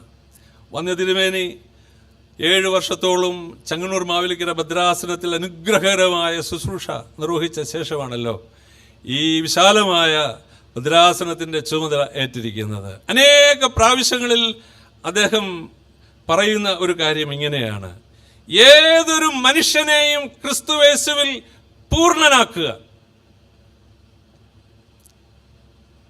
എൻ്റെ മുഖത്ത് നോക്കി അദ്ദേഹം പറഞ്ഞില്ലെങ്കിലും അവിടെ ഇരിക്കുമ്പോൾ ശരിയല്ലേ, ഇത് ഞാനും ഏറ്റെടുക്കേണ്ട കാര്യമല്ലേ? ഏതൊരു മനുഷ്യനെയും ക്രിസ്തുയേശുവിൽ പൂർണ്ണനാക്കുക. എങ്ങനെ പൂർണ്ണനാക്കാൻ സാധിക്കും? ആരാധനയുമായി, വചനവുമായി, തിരുമേനി പറഞ്ഞതുപോലെ സാക്ഷ്യ ജീവിതത്തിന് വിരുദ്ധമായ ജീവിതാനുഭവങ്ങളിലൊക്കെ ജീവിക്കുന്നവർക്ക് എങ്ങനെ വേറൊരുവനെ പൂർണ്ണനാക്കാൻ സാധിക്കും? മറ്റേതിനേക്കാളും ദൈവത്തെയും വചനത്തെയും ഭയപ്പെടുവാനും സ്നേഹിക്കുവാനും കഴിയുമ്പോൾ മാത്രമേ നമുക്കത് സാധിക്കുകയുള്ളൂ. ഈ അടുത്ത സമയത്ത് തന്നെ വല്ലാണ്ട് അസ്വസ്ഥതപ്പെടുത്തിയതും വല്ലാണ്ട് ഭാരപ്പെടുത്തിയതും ഉറക്കത്തിലും ഊണിലുമെല്ലാം എൻ്റെ മനസ്സിൽ വല്ലാതെ ഇങ്ങനെ ബുദ്ധിമുട്ടുണ്ടാക്കിയതുമായ ഒരു സംഭവം. ഒരുപക്ഷെ ഞാനിത് പറയുമ്പോൾ ഇതിന് മുഖാന്തരമായ ആളുകൾ എന്നെ കേൾക്കുന്നുണ്ടാകാം. അതിവിദൂരമല്ലാതെ ഇടവക ഏതാണെന്നും ചോദിക്കരുത്. യൗവനക്കാരായിരിക്കുന്ന ദമ്പതികൾ അവരുടെ ഭവനത്തിൻ്റെ കല്ലിടൽ കർമ്മത്തിന് എന്നെ ക്ഷണിച്ചു. അന്ന് ആ പറഞ്ഞ സമയത്തിന് അതിനോടനുബന്ധമായി ആ ഇടവകയിലെ തന്നെ മറ്റൊരു പ്രധാന പരിപാടിക്ക് ഞാനങ്ങനെ സമയം കൊടുത്തിരിക്കുന്ന ഒരനുഭവമാണ്, ഒരു സന്ദർഭമാണ്. അപ്പം ഞാൻ ചോദിച്ചു, എപ്പോഴാണ് കല്ലിടൽ കർമ്മം? എന്നോട് പറഞ്ഞു 10:40-നും 11:20-നും. സത്യദൈവത്തെ ആരാധിക്കുന്ന മനുഷ്യരാണ്. എവിടെയാണ് നമ്മളുടെ ദൈവം ജീവിക്കുന്നത്? എത്ര നേരം നമ്മളുടെ ദൈവം ജീവിക്കും? നമ്മളുടെ കയ്യിൽ വിശുദ്ധ വേദപുസ്തകവും ആരാധന പുസ്തകവും ഒക്കെയായി ഓരോ ഞായറാഴ്ച നമ്മൾ വരുമ്പോഴും ഈ കണ്ണും കാതും തുറന്ന് ഇങ്ങനെയുള്ള വചനകൂടാരത്തിൻ്റെ തണലിൽ നമ്മൾ ഇരിക്കുമ്പോൾ സത്യദൈവം ഏതൊക്കെ സമയത്താണ് ജീവിക്കുന്നത്? എനിക്ക് വല്ലാണ്ടൊരു ബുദ്ധിമുട്ടുണ്ടായി ആ സമയം പറഞ്ഞു. ഞാൻ ചോദിച്ചു, ഇതാര് പറഞ്ഞു ഈ സമയം? അത് എന്നാളാ പറഞ്ഞത്? അങ്ങനെ പറയുന്ന ഒരുപാട് ആളുകളുണ്ട്. ഞാൻ പറഞ്ഞു, ഇതുപോലെ നമ്മുടെ ഇടവകയിൽ തന്നെ ഒരു പരിപാടി ഉണ്ടല്ലോ. പിന്നെ എങ്ങനെയാണ്? ശരിയച്ച എന്ന് പറഞ്ഞു പോയി. അവർ പോയി.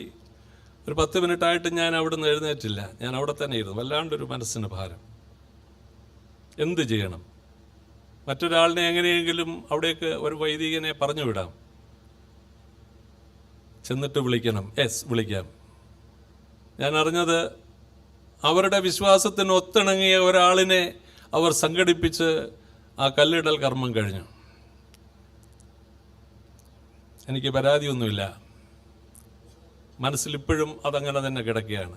എന്നാൽ ഒരു ഭാരം എന്താണെന്ന് ചോദിച്ചാൽ, അതുപോലെ 10 വീട് പണി പൂർത്തീകരിക്കാൻ കാലമായിട്ടും ആ കല്ല് ഇടലും അതിനോടനുബന്ധമായി അല്പമായി ചെയ്ത ചില പണികളും ഒഴികെ ബാക്കിയൊന്നും ഇതുവരെ നടന്നിട്ടില്ല. വേറൊരു കൂദാശയ്ക്ക് ചെന്നപ്പോൾ പറഞ്ഞു, ഇന്നും അത് നടന്നിട്ടല്ലോ ഇല്ലച്ച, അതിനുശേഷം ഇട്ടത് പൂർത്തീകരിച്ച് കൂദാശ ചെയ്തിട്ട്. ഇപ്പോൾ എനിക്ക് മനസ്സിലാക്കാൻ കഴിയുന്നു, അതിൻ്റെ അടിത്തറ അവിടുന്ന് ഇളക്കി വേറൊരു സ്ഥലത്തേക്ക് പണിയുവാൻ തുടങ്ങുകയാണ്. ദൈവവചനത്തിന് വിരുദ്ധമായ ഈ വിശ്വാസം എവിടെ നിന്ന് നമുക്ക് ലഭിച്ചു? പ്രിയപ്പെട്ടവരെ, അപ്പോസ്തലന്മാരുടെ പ്രവൃത്തികൾ 4-ാമത്തെ അധ്യായത്തിൻ്റെ 12-ാമത്തെ വാക്യത്തിൽ ഇങ്ങനെ എഴുതിയിരിക്കുന്നു, മറ്റൊരുത്തനിലും രക്ഷയില്ല, നാം രക്ഷിക്കപ്പെടുവാൻ ആകാശത്തിൻ്റെ കീഴിൽ മനുഷ്യരുടെ ഇടയിൽ നൽകപ്പെട്ട വേറൊരു നാമവുമില്ല. ഞാൻ നീട്ടിക്കൊണ്ടു പോകാൻ ആഗ്രഹിക്കുന്നില്ല പ്രിയപ്പെട്ടവരെ. അവസാന ഭാഗത്തേക്ക് ഇങ്ങനെ ഞാൻ ശാന്തമായി അടുക്കുകയാണ്. ഈ വചനകൂടാരത്തിൻ്റെ തണലിൽ നിന്ന് നാം പോകുമ്പോൾ ഒരു കല്ലിടൽ കർമ്മം മാത്രമല്ല, ദൈവം കേടുകൂടാതെ ആരോഗ്യപരമായി കുഞ്ഞുങ്ങളെ സമ്മാനിച്ച് വളർത്തിക്കൊണ്ടുവന്ന് യഥാസ്ഥാനപ്പെടുത്തുവാൻ, ഒരു കുടുംബജീവിതത്തിലേക്ക് പ്രവേശിപ്പാൻ അനുബന്ധമായി പ്രാർത്ഥനാപൂർവ്വം നമ്മൾ ഒരുക്കുന്ന എത്രയോ നന്മകളാണ് സത്യദൈവത്തെ നമ്മൾ സമയബന്ധിതമായി മാറ്റി നിർത്തുന്നത്. ഏലിയാവ് ആഹാബിൻ്റെ മുൻപിൽ ഇങ്ങനെയുള്ള തിന്മ ശക്തിക്കെതിരായിട്ട് പോരാടിയെങ്കിൽ ഓർക്കണം പ്രിയപ്പെട്ടവരെ, ഒരു ദൈവവൈതൽ എന്ന നിലയിൽ സജീവമായ എല്ലാ അനുഭവങ്ങളിലും നിലകൊള്ളുന്ന സാധു സുന്ദർ സിംഗിൻ്റെ വേദനയിൽ, പൗലോസ് അപ്പോസ്തലന്റെ തടവറയിൽ, പത്രോസ് അപ്പോസ്തലന്റെ തടവറയിൽ, അപ്പോസ്തലന്മാർ അനുഭവിച്ച വേദനയുടെ മധ്യത്തിൽ, പ്രവാചകന്മാർ അനുഭവിച്ച നൊമ്പരങ്ങളുടെ മധ്യത്തിൽ, വിശ്വാസ സമൂഹം നീറിക്കൊണ്ടിരുന്ന കാലഘട്ടങ്ങളിൽ അവരോടൊപ്പം വിട്ടുവീഴ്ചയില്ലാതെ നിന്ന ഒരു ദൈവത്തെ എങ്ങനെ നമുക്ക് നമ്മളുടെ ജീവിതാനുഭവങ്ങളിൽ പങ്കുവയ്ക്കാനായിട്ട് സാധിക്കും?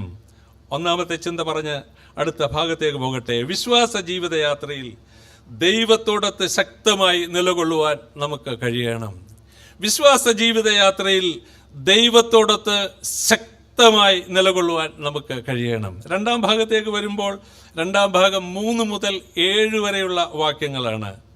അവിടെ എന്താ പറയുന്നത്? ഏലിയാവിനോട്, നീ ഇവിടെ നിന്ന് പുറപ്പെട്ട് കിഴക്കോട്ട് ചെന്ന് യോർദാന് കിഴക്കുള്ള കെരീത്ത് തോട്ടിനരികെ ഒളിച്ചിരിക്കുക എന്നാണ് പറയുന്നത്. പോകണം, എഴുന്നേൽക്കണം, പോകണം, ഞാൻ നിന്നെ അയക്കുന്ന സ്ഥലത്തെത്തണം. ഒരു വാക്കവിടെയുണ്ട്, ഒളിച്ചിരിക്കുക എന്നുള്ളത്. എന്നാൽ നമ്മൾ ഈ വേദഭാഗം ശ്രദ്ധിക്കുമ്പോൾ അവിടുത്തെ സാഹചര്യങ്ങൾ വളരെ പരിതാപകരമാണ്. നമുക്കറിയാം, ഒരു കാക്കയും അതിനോടനുബന്ധമായി ഒഴുകിക്കൊണ്ടിരിക്കുന്ന ഒരു തോട്ടിലെ വെള്ളവുമൊക്കെയാണ് ചൂണ്ടിക്കാണിച്ചിട്ട് കർത്താവ് ഏലിയാവിനെ അവിടേക്ക് അയക്കുന്നത്. പരാതിയൊന്നും പറയുന്നില്ല. നീ ഇവിടെ നിന്ന് എഴുന്നേൽക്കണം, പുറപ്പെടണം, കിഴക്കോട്ട് യോർദാന് കിഴക്കുള്ള കെരീത്ത് തോട്ടിനരികെ ഒളിച്ചിരിക്കുക. ദൈവം അയക്കുന്നുവെങ്കിൽ എല്ലാ അനുകൂല സാഹചര്യങ്ങളും ഒരുക്കേണ്ടതായിരുന്നില്ലേ എന്ന് ചിലപ്പോൾ നമ്മുടെ ജീവിതാനുഭവങ്ങളിൽ നമ്മൾ പറഞ്ഞു പോയിട്ടുണ്ട്.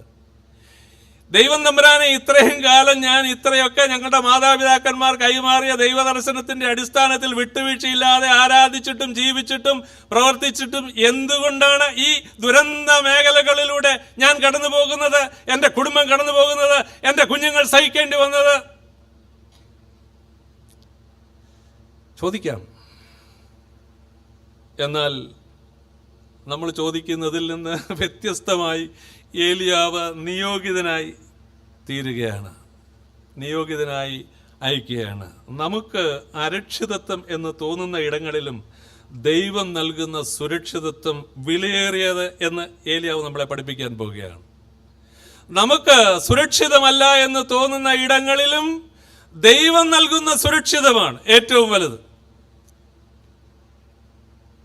നാം ശ്രദ്ധിച്ചാൽ ഭക്ഷണം എത്തിക്കുന്നത് നമുക്കൊരിക്കലും വിശ്വസിക്കാനൊക്കാത്ത ഒരു കാക്കയാണ്. ഒരു കുഞ്ഞ് ഒരപ്പക്കഷ്ണവുമായി കയ്യിൽ എന്തെങ്കിലും ഒരു ആഹാര സാധനവുമായി മുറ്റത്തേക്ക് ഇറങ്ങുമ്പോൾ അമ്മ പറയും, കൂടെ നിൽക്കുന്നവർ പറയും, കുഞ്ഞെ അകത്തേക്ക് കയറ്, കാക്ക കൊണ്ടുപോകും. നമുക്ക് വിശ്വസിക്കാനൊക്കാത്ത വിധത്തിലാണ് ദൈവം തമ്പുരാൻ്റെ ഒരു ക്രമീകരണം. ദാഹം തീർക്കുന്നതോ തോട്ടിലെ വെള്ളം. കുറെ കഴിയുമ്പോൾ ഈ കാക്കയുടെ വരവ് നിൽക്കും, ഈ തോടും വറ്റും. ഞാൻ പറഞ്ഞു, ഈ വേദഭാഗത്ത് ഒളിച്ചിരിക്കുക എന്നൊരു പ്രയോഗം കാണുന്നു. വളരെ പ്രധാനപ്പെട്ട ഒരു കാര്യം, ഒളിച്ചിരിക്കുക. എന്താ ഈ ഒളിച്ചിരിക്കുക എന്ന് പറയുന്നത്? ഈ ഭക്ഷണത്തിൻ്റെ കാര്യങ്ങളിൽ മാത്രമല്ല പരിതാപകരമായ അനുഭവം, ജീവന് ഭീഷണിയായ ഒരു സംഭവം എന്ന് പറഞ്ഞാൽ ആഹാബ് ഏലിയാവിനെ നിഗ്രഹിക്കുവാൻ അരിച്ചുപെറുക്കി നോക്കുന്ന സ്ഥലമാണ്. കിട്ടിയാൽ കഥ കഴിഞ്ഞു, നീ ഒളിച്ചിരിക്കണം.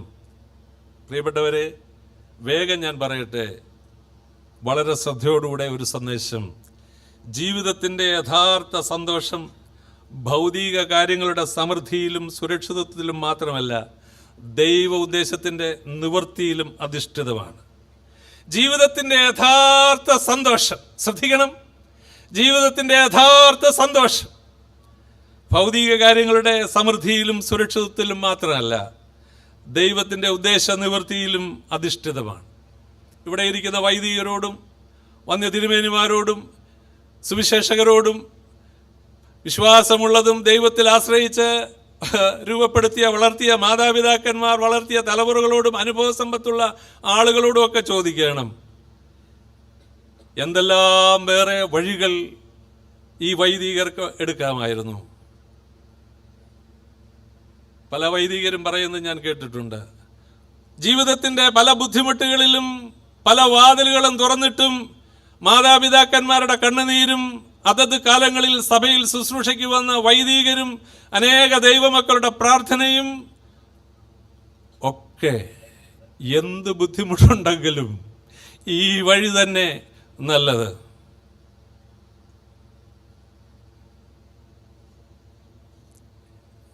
ഈ തിരുവചനം എടുത്തിട്ടുള്ള ആരും ഒരിക്കലും പ്രിയപ്പെട്ടവരെ തോറ്റുപോയിട്ടില്ല.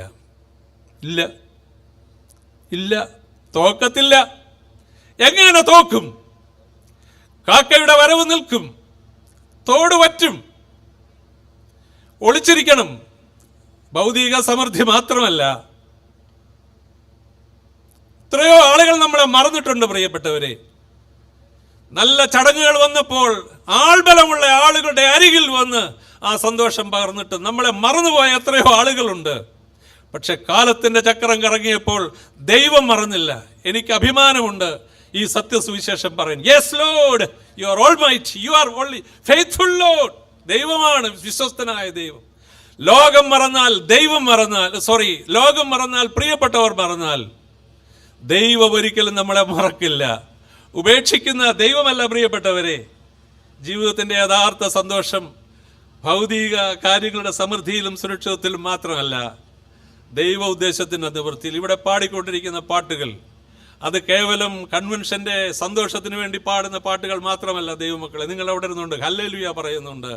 നിങ്ങളുടെയൊക്കെ ജീവിതത്തിൽ ഈ വചനം സ്വീകാര്യമായി തുടങ്ങുന്നു എന്ന് ഞാൻ വിശ്വസിക്കുന്നു. ആത്മാർത്ഥമായിട്ടാണ് നിങ്ങൾ പാടുന്നതെങ്കിൽ, ആത്മാർത്ഥമായിട്ടാണ് ഇതിൻ്റെ ഓരോ ഇടങ്ങളിലും നിങ്ങൾ ചുവടുകൾ വെച്ച് ഈ ദിവസങ്ങളിൽ ശുശ്രൂഷ ചെയ്യുന്നതെങ്കിൽ, മാനിക്കുന്ന ഒരു ദൈവമുണ്ട്, കാണുന്ന ഒരു ദൈവമുണ്ട്. ദൈവത്തിന് സ്തോത്രം. 2018 വെള്ളപ്പൊക്കം, വന്യ തിരുമേനി ആ സമയത്ത് ചങ്ങന്നൂർ മാവേലിക്കര ഭദ്രാസനത്തിൽ എത്രയോ ആയിരങ്ങളാണ് ഒതുങ്ങിപ്പോയത്. ഞാനൊന്ന് ശുശ്രൂഷ ചെയ്യുന്നത് പെണ്ണുക്കരയാണ്. ഏതാണ്ട് 63 വീടുകളും വെള്ളത്തിൻ്റെ കെടുതിയിൽ പെട്ടുപോയി. കുന്നിൻപുറങ്ങളിൽ ഇരിക്കുന്നവർക്ക് പ്രയാസമില്ലെന്ന് തോന്നിയിരുന്നാലും കൊറോണ വൈറസ് അവരെ ബുദ്ധിമുട്ടിച്ചു. ഒരാരാധനയ്ക്ക് വേണ്ടി അടുത്ത ആഴ്ച മോൻ പോവുകയാണ്. 15 പേരിൽ ഒരാളിനെ മാറ്റിയിട്ട് അവന് കുർബാന കൊള്ളാൻ ഒരവസരം. എന്നാൽ ഇന്ന് ദൈവം നമ്പുരാൻ അതിനെ മാറ്റിമറിച്ചു, കാലഘട്ടത്തെ മാറ്റിമറിച്ചു. സാഹചര്യങ്ങളെ വീണ്ടും ഒത്തിണക്കി തന്നു. പുതിയതൊന്നും വരുന്നുവെന്ന് കേൾക്കാനായിട്ടിടയാകുന്നു. എന്നാൽ ലഭിക്കുന്ന കാലവും ലഭിക്കുന്ന സമയവും തക്കത്തിൽ ഉപയോഗിക്കുവാനായിട്ടുള്ള ആ ദൈവകൃപയും ദൈവം നമ്പുരാന്റെ സ്നേഹവും എത്ര പേർക്ക് മനസ്സിലാക്കുവാനായിട്ട് സാധിച്ചിട്ടുണ്ട് പ്രിയപ്പെട്ടവരെ. തോട് വറ്റുന്നത് പ്രിയപ്പെട്ടവരെ ഓർക്കണം, ഒരു ദിവസം കൊണ്ടല്ല, വറ്റിക്കൊണ്ടേയിരുന്നു. എൻ്റെ അമ്മ കുഞ്ഞുനാളിൽ പറഞ്ഞിട്ടുണ്ട്, 3, 4, 5, 6, 7 വയസ്സൊക്കെ ഉള്ളപ്പോൾ എൻ്റെ വീട് ഓലമേഞ്ഞ വീടാണ്. 7 വയസ്സുകാരനെ അടുത്തുള്ള തോടിൻ്റെ അരികിലേക്ക് വിട്ടിട്ട് പറയും, കുഞ്ഞെ ആ തോട്ടിലെ വെള്ളത്തിൻ്റെ ലെവൽ എന്താണെന്നൊന്ന് നോക്കിയിട്ടോടി വാ. കാരണം ഈ കെട്ടിയ ഓല അവിടെ കുതിർത്ത് മെടഞ്ഞെങ്കിൽ മാത്രമേ സമയബന്ധിതമായി വർഷകാലം വരുന്നതിന് മുമ്പ് പൂർത്തീകരിക്കാൻ സാധിക്കുകയുള്ളൂ. പിന്നീട് അത് റോഡായി, പിന്നീടത് വാർപ്പായി. ആധുനിക കാലഘട്ടത്തിൽ ദൈവം നൽകിയിരിക്കുന്നതിനനുസരിച്ച് ദൈവം ഉയർത്തി, അത് ദൈവനാമ മഹത്വത്തിന്.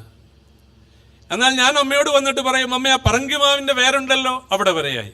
2 ദിവസം കഴിയുമ്പോൾ പറയും, ഒന്നുകൂടെ പോടി നോക്കിയിട്ട്, അമ്മ ആ താഴത്തെ ചുവട് അടക്കുന്ന ആ കുറ്റിയുണ്ടല്ലോ ആ പടിയിട്ടിരിക്കും അവിടെ വരെയായി. ഒരു ദിവസം കൊണ്ട് തോട് വറ്റത്തില്ല ഏലിയാവിൻ്റേത്. ഓരോ ദിവസവും ഇങ്ങനെ വറ്റിക്കൊണ്ടേയിരുന്നു. വറ്റിക്കൊണ്ടിരിക്കുന്ന തോടിനെ ഏലിയാവ് നോക്കിക്കൊണ്ടിരുന്നു. ഹല്ലേലൂയ.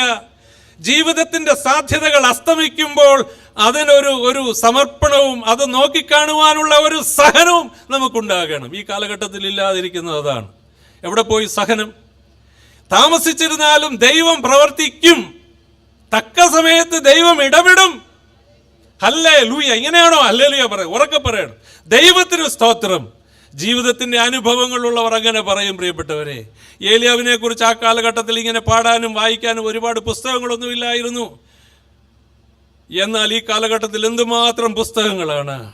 ഇത് കേവലം അപ്പത്തിൻ്റെയും ഇറച്ചിയുടെയും വെള്ളത്തിൻ്റെയും ആശയങ്ങളിൽ മാത്രം പര്യവസാനിപ്പിക്കാനായിട്ടല്ല പ്രിയപ്പെട്ടവരെ. ഏലിയാവിനെ ഈ പ്രാരംഭ രാത്രിയിൽ അവതരിപ്പിക്കുന്നത് എന്നെക്കുറിച്ചുള്ള ദൈവ ഉദ്ദേശം പൂർത്തിയാകാതെ ഈ ആയുസ് പോകരുത്. ആരും ജന്മനാ പ്രസംഗകരല്ല.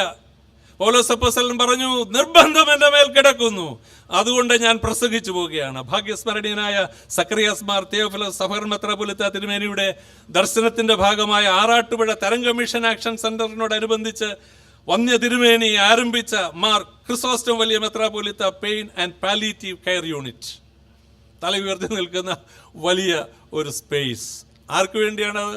വന്യ തിരുമേനി തീവ്രമായ യുദ്ധകാല അടിസ്ഥാനത്തിലാണ്. എത്ര ആളുകളാണ്. അദ്ദേഹം പറയും, വന്യ തിരുമേനി പലപ്പോഴും പറഞ്ഞിട്ടുണ്ട്, എല്ലാവരെയും ഉപേക്ഷിക്കാനുള്ള ഇടമല്ല ഈ കെട്ടിടം. ജീവിതത്തിന്റെ ബലമൊട്ടും തന്നെ ഇല്ലാതെ വരുന്ന സാഹചര്യങ്ങളിൽ അങ്ങനെയുള്ളവർക്ക് ദൈവം ഒരുക്കിയിരിക്കുന്ന ഒരു ഇടം മാത്രമായിട്ടേ ഇതിനെ കാണാവൂ. ഇത് അപ്പത്തിൻ്റെയും ഇറച്ചിയുടെയും വെള്ളത്തിൻ്റെയും കാര്യം മാത്രമല്ല, നമ്മുടെയൊക്കെ ജീവിതത്തിൽ ചിലത് വറ്റിപ്പോകും പ്രിയപ്പെട്ടവരെ. ബലം കുറഞ്ഞു പോകുന്ന സമയമുണ്ടാകും. പരസഹായമില്ലാതെ നിൽക്കാൻ കഴിയാത്ത സമയമുണ്ടാകും. കണ്ണിന് കാഴ്ച കുറഞ്ഞു വരുന്ന സമയമുണ്ടാകും. കാതുകൾ അടഞ്ഞു പോകുന്ന സന്ദർഭമുണ്ടാകും, തലകുനിഞ്ഞു പോകേണ്ട സാഹചര്യങ്ങളുണ്ടാകും, പരസഹായമില്ലാതെ നിവരാൻ പറ്റാത്ത സാഹചര്യങ്ങളുണ്ടാകും. വറ്റി വരളുന്ന സാഹചര്യങ്ങളിൽ എഴുതിത്തള്ളുന്ന കൂട്ടത്തിൽ എഴുതിത്തള്ളുന്നവരായിട്ട് ജീവിക്കാനായിട്ടല്ല, ദൈവത്തിൻ്റെ സാന്നിധ്യം നമ്മളോടുകൂടെ. അതുകൊണ്ടാണ് തിരുമേനി പറഞ്ഞത്, കുഞ്ഞുങ്ങൾ എവിടെ? ഈ ബന്ധം നമ്മുടെ മാതാപിതാക്കന്മാരിൽ നിന്ന് സ്വീകരിച്ചിരിക്കുന്ന ഈ ദൈവകൃപയുടെ ആഴവും മഹത്വവും ബന്ധവും തലമുറകളിൽ കൈമാറിയെങ്കിൽ മാത്രമേ പ്രിയപ്പെട്ടവരെ എഴുതിത്തള്ളാത്തവരുടെ ലിസ്റ്റിൽ നമ്മൾ ഉൾപ്പെടുകയുള്ളൂ. കാക്കയുടെ വരവ് നിൽക്കും, തോടും വറ്റും. ഇന്ന് നമുക്ക് കിട്ടുന്ന സമയം നാളെ കിട്ടണമെന്നില്ല. 2024 ആരംഭത്തിൽ ശക്തന്മാരായ പല ആളുകളും സാക്ഷ്യത്തോടുകൂടെ ആരംഭിച്ചത് 24 അവസാന ദിവസം കാണാതെ എത്രയോ ആളുകൾ. ഈ പന്തലിൻ്റെ കീഴിലിരിക്കുന്ന ഞാനും നിങ്ങളും എത്ര കാലം ജീവിക്കും? ജീവിക്കുന്ന കാലം അത്രയും പറയണം പ്രിയപ്പെട്ടവരെ, സത്യസുവിശേഷം വിട്ടുവീഴ്ചയില്ലാതെ പറയണം. ലളിതമായ ഭാഷയിലാണ് ഞാൻ പറയുന്നത്. എന്നാൽ എല്ലാ വറ്റലുകളുടെയും മധ്യത്തിൽ കാക്ക ചത്താലും തോട് പറ്റിയിരുന്നാലും കരുതുന്ന ഒരു ദൈവമുണ്ട് എന്ന് നമുക്ക് പറയാൻ കഴിയണം. കാക്ക ചത്തിരുന്നാലും തോട് പറ്റിയിരുന്നാലും കരുതുന്ന ഒരു ദൈവമുണ്ട്. പറയണം, നമ്മുടെ മുൻപിൽ വരുന്ന സാധാരണക്കാരോട് പറയണം. നാം സാധാരണക്കാരാണെങ്കിൽ ലളിതമായ ഭാഷയിൽ എത്രയോ ആളുകൾ അങ്ങനെ നമ്മുടെ മുൻപിൽ വരുന്നുണ്ട്, എത്രയോ ആളുകൾ നമ്മളോടൊപ്പം ആരാധനയിൽ സംബന്ധിക്കുന്നുണ്ട്. 2ാം ഭാഗവും ഞാൻ വിടുന്നു. How to resist the evil spirit. എന്നിലുള്ള തിന്മ ശക്തിയെ വചനത്തിൻ്റെ സ്വാധീനത്താൽ പുറന്തള്ളിയെങ്കിൽ മാത്രമേ എനിക്ക് ഈ സത്യസുവിശേഷം മറ്റുള്ളവരോട് പറയാനായിട്ട് സാധിക്കുള്ളൂ. 2 കാര്യങ്ങൾ ഞാൻ പറഞ്ഞു. How to experience God's presence in the midst of troubles at the same time how to resist the evil spirit. 3, how to be a witness by realising God's will. 3ാമത്തെ ചിന്ത അതാണ്. 3ാം ഭാഗം പറഞ്ഞ് വേഗം അവസാനിപ്പിക്കാം. 8 മുതൽ 16 വരെയുള്ള വാക്യങ്ങളിൽ ഇങ്ങനെ എഴുതിയിരിക്കുന്നു. സാരഫത്തിലെ വിധവ അവിടെ അരികിലേക്ക് പോകണം. തോടുപറ്റി, കാക്കയുടെ വരവ് നിന്നു. ഇത് പറ്റിയില്ലായിരുന്നെങ്കിൽ ഇവിടെ തന്നെ ഇരുന്നേനെ. ഏതെങ്കിലും ഒരു പ്രതിസന്ധി ഇല്ലായിരുന്നുവെങ്കിൽ നമ്മളുടെ കൂരയിൽ നമ്മൾ ഇരുന്നേനെ.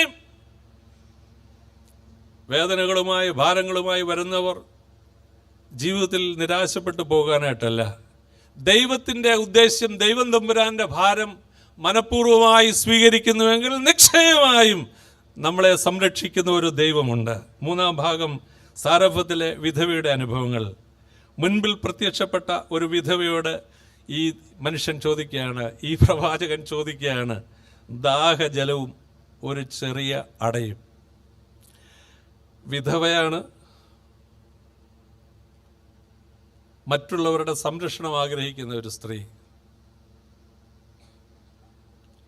വിശന്നിരിക്കുന്ന ഏലിയാവ് പറയാണ്, എനിക്ക് അല്പം വെള്ളം വേണം, നീ പോയിട്ട് ആ വെള്ളം കൊണ്ട് വരുമ്പം ഒരു ചെറിയ അട. അവൾ പറഞ്ഞു, ദേ വിറക് പെറുക്കുന്നു എന്നാണ് അവിടെ എഴുതിയിരിക്കുന്നെങ്കിലും ആ വിറകിൻ്റെ ആശയത്തെക്കാൾ ഉപരി, നിങ്ങൾ ക്ഷമിക്കണം ഞാൻ ആ ഭാഷ പറയുന്നതിൽ, കാക്കച്ചുള്ളി പെറുക്കുന്നു എന്നാണ് എൻ്റെ വിചാരം. കാരണം ആ കലത്തിൽ ഒരു കരണ്ടി മാവും ആ കുപ്പിയിൽ 1 സ്പൂൺ എണ്ണയും മാത്രമേ ഉള്ളൂ. അത് തീർന്നാൽ എൻ്റെയും എൻ്റെ കുഞ്ഞിൻ്റെയും ജീവിതം ഇവിടെ പര്യവസാനിക്കും. നമ്മുടെ മാതാപിതാക്കന്മാർ ഇപ്പോൾ ജീവനോടെ ഭൂമുഖത്തുണ്ടായിരിക്കുന്നുവെങ്കിൽ, അല്ലെങ്കിൽ മുൻ തലമുറകൾ, വലിയപ്പന്മാർ, അവരുടെ മുൻ തലമുറകളുണ്ടെങ്കിൽ അവരോട് ചോദിച്ചാൽ പറയും, ഈ വൈദികൻ പറയുന്നത് അക്ഷരാർത്ഥത്തിൽ ശരിയാണ്. ഒന്നും തന്നെ ഇല്ലാതെ ഭാരപ്പെട്ട ജീവിത സാഹചര്യങ്ങളിൽ മുഴങ്കാലിൽ നിന്ന കണ്ണുനീരിൻ്റെയും പ്രാർത്ഥനയുടെയും ഫലമാണ് തലമുറകൾ അനുഭവിക്കുന്നത്. ഈ വചനത്തോട് ചേർത്ത് വെച്ചിട്ട് നമ്മുടെ തോളിൽ തട്ടിയിട്ട് അവർ പറയും, ഇത് സത്യമായ വചനമാണ്. ഇങ്ങനെയുള്ള വചനം ഞങ്ങൾ ശിരസായി ഏറ്റതുകൊണ്ടാണ് നിങ്ങൾ അനുഭവിക്കുന്ന നന്മകൾ. മുൻപിൽ പ്രത്യക്ഷപ്പെട്ട വിധവയോട് ദാഹജലവും അടയും യാചിക്കുന്ന ഏലിയാവ്. വിശപ്പുള്ളവനെങ്കിലും ആഹാബിനോടോ ഇസബേലിനോടോ അവരോട് ചേർന്ന് നിൽക്കുന്നവരോടോ ഏലിയാവ് ക്ഷമ ചോദിച്ച് മടങ്ങാൻ ആഗ്രഹിക്കുന്നില്ല. പ്രിയപ്പെട്ടവരെ, എങ്ങനെ മടങ്ങും? പറ്റുകയില്ല. കാരണം ദൈവം എന്നെ വിളിച്ചിരിക്കുന്നത് ലോകത്തിൻ്റെ തിന്മശക്തികളോട് ഏകീഭവിച്ചു പോകുവാനായിട്ടല്ല. എൻ്റെയും നിങ്ങളുടെയും നാവ്, എൻ്റെയും നിങ്ങളുടെയും നെറുകയിൽ വരുന്ന ചിന്താഗതികൾ കർത്താവിൻ്റെ ഉദ്ദേശത്തിനനുസരിച്ച് തീരണം. ഓരോ പാട്ടുകളും അങ്ങനെ ആയിരിക്കണം. അങ്ങനെയാണ് നമ്മൾ പാടിയത്. എരുതിയിൽ വീണാലും. അവിടെ ഞാൻ ആരല്ല, ഏകനല്ല, പാടി അവസാനിപ്പിക്കുകയല്ല, പാടി പതിയണം, മനസ്സുകളിൽ വിശ്വാസത്തിൽ പതിയണം, ആ ആശ്രയബോധത്തിൽ ശബ്ദിക്കണം, പാടണം. അപ്പോൾ മാത്രമാണ് തകർന്നിരിക്കുന്ന ഹൃത്തടങ്ങളിൽ ആ ശബ്ദം പ്രതിധ്വനിക്കൊള്ളുന്നത്. ഹല്ലേലൂയ, ദൈവത്തിന് സ്തോത്രം. യേശു പോയില്ല പ്രിയപ്പെട്ടവരെ, പീലാത്തോസിന്റെ അരികിൽ പോയില്ല, വിശന്നപ്പോൾ ഹെരോദാവിന്റെ അരികിൽ പോയില്ല, വിശന്നിട്ട് മത്തിയുടെ ചുവട്ടിൽ പോയി. സാധ്യതകളില്ല, പോകില്ല. യഹൂദ ബാലന്മാർ പോയില്ല. നീ തയ്യാറാക്കിയിരിക്കുന്ന ഈ ഭക്ഷണം, നോ, മരിക്കേണ്ടി വന്നിരുന്നാലും, സിംഹക്കുഴിയാകട്ടെ ഈ തീയിലാകട്ടെ അവസാനിച്ചു കൊള്ളാം. എവിടെ നിന്ന് കിട്ടി അവർക്ക് ആ വിശ്വാസം? അവരെ ബന്ധിതരാക്കി കൊണ്ടുപോകുമ്പോൾ അവരുടെ മാതാപിതാക്കന്മാർ പറഞ്ഞു കാണും, കുഞ്ഞെ, സത്യവിശ്വാസത്തിൽ നിന്ന് ഒരിക്കലും വ്യതിചലിക്കരുത്. മറ്റ് വിഗ്രഹാരാധനകളിലേക്കും ആദർശങ്ങളിലേക്കും പോകുന്ന ഒരിടങ്ങളിലേക്കും നിങ്ങൾ പോകരുത്. ഇല്ല അമ്മ എന്ന് പറഞ്ഞു കാണും എന്നാണ് എൻ്റെ വിശ്വാസം. അവരുടെ ഭാഷയിൽ അവർ പറയുകയാണ്, എരുതിയിൽ വീണിരുന്നാലും സിംഹക്കൂട്ടിൽ വീണിരുന്നാലും സത്യദൈവത്തെ, മാതാപിതാക്കന്മാർ കൈമാറിയിരിക്കുന്ന ദൈവദർശനം വിട്ടൊരു കളിയില്ല എന്നവർ പറയുകയാണ്. അടുത്ത സന്ദേശം 3-ാം ഭാഗത്തുനിന്ന് പറയട്ടെ. അനുദിനം ലഭിക്കുന്നത് തികഞ്ഞു പറ്റാത്തതെങ്കിലും ദൈവപരിപാലനത്തിൽ വിശ്വസിക്കുന്നവരും സംതൃപ്തരുമാകുവാൻ നമുക്ക് കഴിയണം. അനുദിന ജീവിതത്തിൽ തികഞ്ഞു പറ്റാത്ത സാഹചര്യങ്ങളുണ്ടാകും. വിശ്വാസം വിട്ടോടരുത് പ്രിയപ്പെട്ടവരെ. എത്രയോ മേൽപ്പട്ടക്കാരുടെയും വൈദികരുടെയും കൈ ആ ദേവാലയത്തിൻ്റെ മുൻപിൽ വന്നപ്പോൾ, ജന്മദിനത്തോടും കുടുംബദിനത്തോടും ഒക്കെയുള്ള ബന്ധത്തിൽ വന്നപ്പോൾ, പല കാര്യങ്ങളിൽ ഭാരത്തോടിരുന്നപ്പോൾ നമ്മുടെ നെറുകയിൽ വെച്ച് അനുഗ്രഹിച്ചതാണ്. എത്രയോ അമ്മമാർ ആ വിധത്തിൽ നമ്മളെ വിശ്വാസത്തിൽ വളർത്തുവാൻ ഓടി വന്ന് ആലയത്തിൽ ഇരുന്ന് പ്രാർത്ഥിച്ചു. അവരുടെ കണ്ണുനീരത്ര വലുതാണ്. പറക്ക മുറ്റി, കാലിൽ ഉറച്ചു, വിദേശ രാജ്യങ്ങളിൽ പോയി തരക്കേടില്ലാത്ത വിധത്തിൽ എന്തൊക്കെ ആയപ്പോൾ സഭയുടെ വിശ്വാസം വലിച്ചെറിയുന്ന എത്രയോ മക്കൾ. എത്ര വേദനാജനകമായ അനുഭവമാണ്. അവിടെയും ഇവിടെയും രണ്ട് ദൈവമാണോ? എവിടെയാണോ നമ്മളെ വളർത്തിയത്, എവിടെയാണോ നമ്മളെ നിലനിർത്തുന്നത്, അവിടെ നിലകൊള്ളുവാനുള്ള ദൈവകൃപയാണ് നമുക്ക് ആവശ്യം. ഈ വിധവ ഏലിയാവിൻ്റെ വാക്ക് അനുസരിക്കുകയാണ്. അവൾ എന്തിനു വേണ്ടി പോവുകയാ? അത് കഴിഞ്ഞാൽ മരിക്കേണ്ട സാഹചര്യം വന്നപ്പോൾ ഏലിയാവിൻ്റെ വാക്കുകളിലേക്ക് അവൾ പോവുകയാണ്, അവൾ അനുസരിക്കുകയാണ്. ഈ വേദഭാഗം നമ്മൾ ശ്രദ്ധിച്ചാൽ ജീവിതത്തിൻ്റെ നിസ്സഹായതയിൽ പരിധികളും പരിമിതികളും വിട്ട് പരസ്പരം ശുശ്രൂഷിക്കുകയും സഹായിക്കുകയും ചെയ്യുന്ന രണ്ട് വ്യക്തിത്വങ്ങളെയാണ് കാണാൻ സാധിക്കുന്നത്. ഒന്നാം വിധവയും, രണ്ട് ഏലിയാവും.